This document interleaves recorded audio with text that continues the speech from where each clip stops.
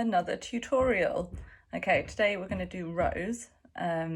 But if you haven't watched my video from last week, then watch that one first, because you need to learn how to hinge before you can do a standing row.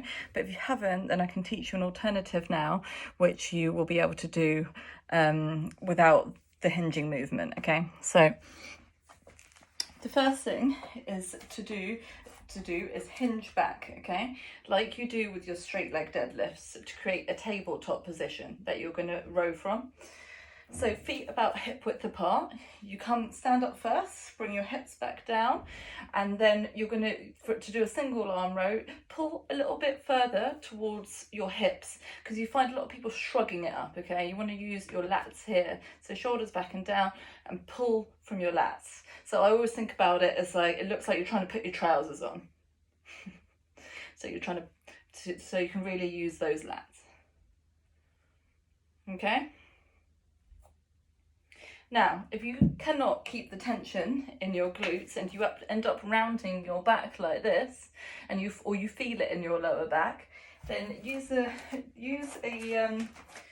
chair, 2 chairs, or a bench at the gym, and you can put your knee on and your hand on, so you make a little tripod with your foot, your hands, and your knee. Okay, little tripod here.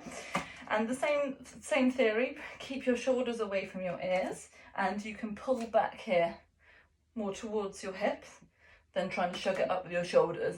Yeah, here to here. This way you don't have to think about trying to keep the tension in your glutes the whole time.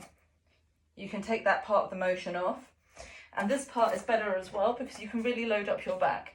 You'll always be able to lift heavier doing it this way rather than standing. So depending on your programming, both have their values, but you should pick the right one for the right thing. But yeah, so that's how to do a row. So hopefully you will get some use out of that, especially at home at the moment, because there are other variations as well. You can do cable rows and stuff like this, and with bands as well.